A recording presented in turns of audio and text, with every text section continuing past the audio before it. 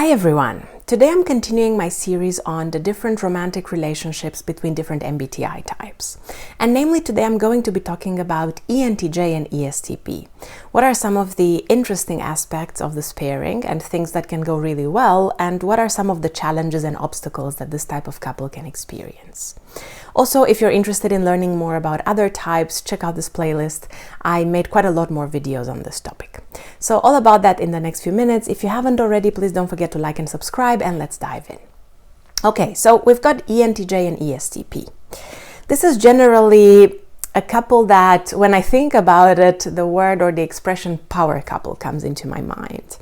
Of course, it's a little bit of a stereotype and it won't always apply. However, because both of these types are quite dominant personalities and quite strong personalities, they are both control types within Linda Burns' system.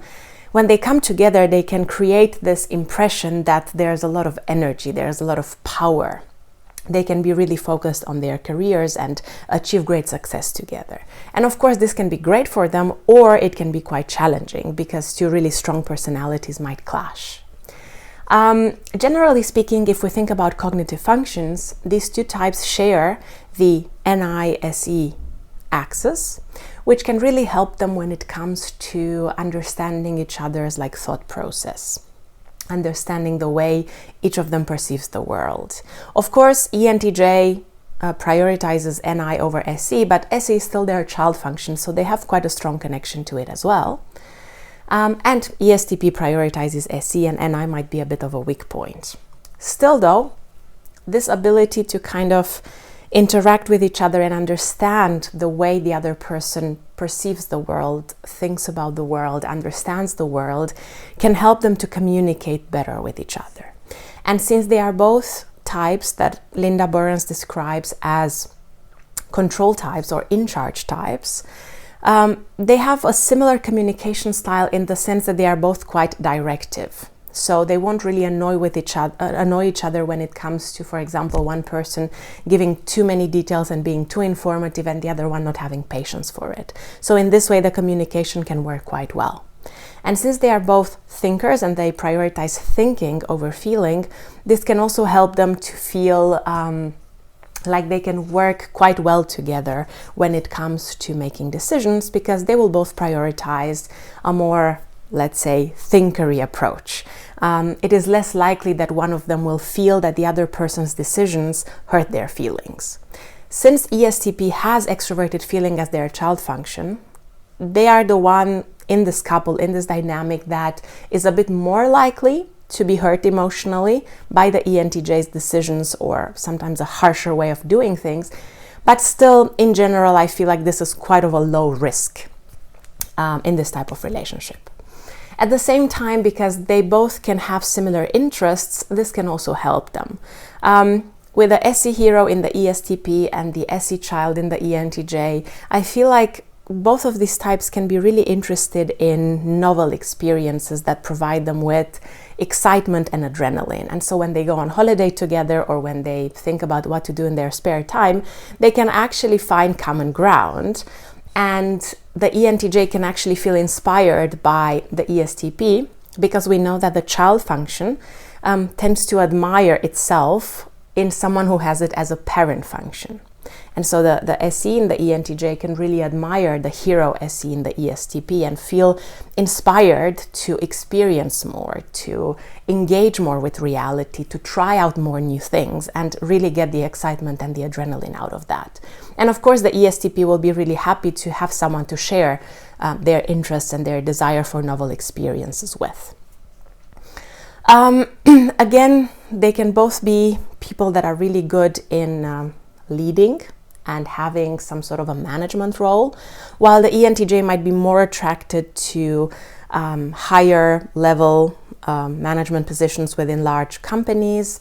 The ESTP might be more interested in a more, let's say, informal leadership role, or a leadership role within a smaller organization or within the entrepreneurial space. But still, they tend to share this tendency. I'm not saying that all of them will do this, but there is something in them that makes them feel attracted to this type of role. And if they both do it, this means that they can work with each other quite well and respect each other's desire to focus on their careers and spend more time engaging with these types of activities. Now, in terms of drawbacks, because they are both in-charge personalities, quite dominant, they can also sometimes clash because they can both be really stubborn.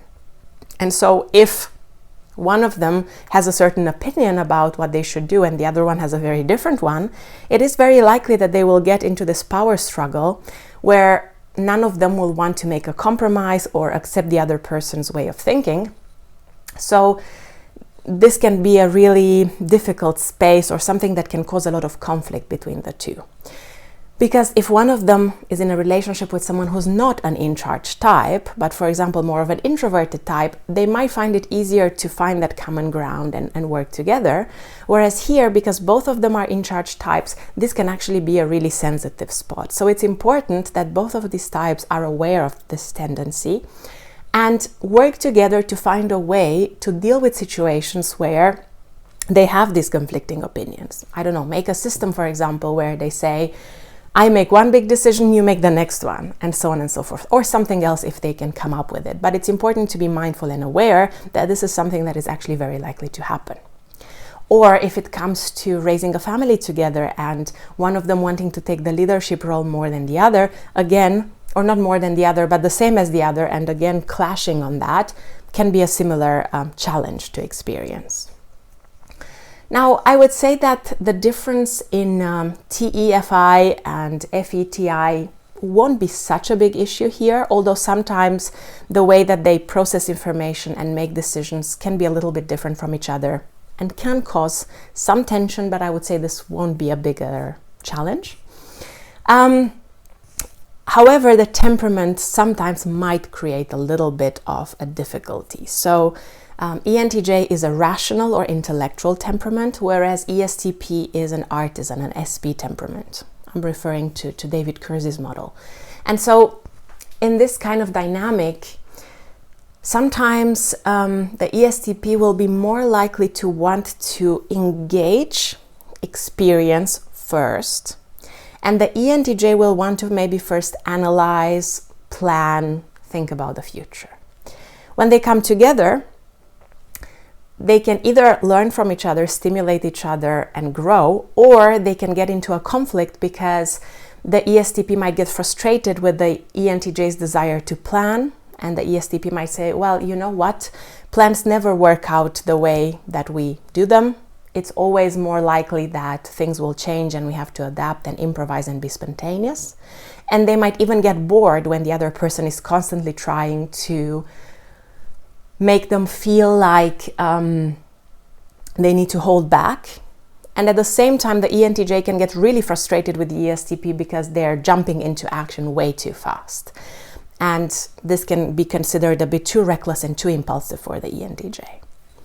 And lastly, actually, something that is a strength can also be a weakness, namely the thinking preference in both of these types. While this can help with understanding each other and maybe having a relatively similar way of making decisions, it can also cause trouble because sometimes the feeling function is really important in a relationship. And if none of these partners has a very strong feeling function, they can also be missing out on the input or the value that the feeling function can bring. And so they might focus too much on their practical concerns or on the activities that they do or on tasks that need to get done, and not spend enough time really connecting to how they really feel, to what's important to each of them, because they are thinkers, but they still feel, they still have emotional needs, they still have personal values.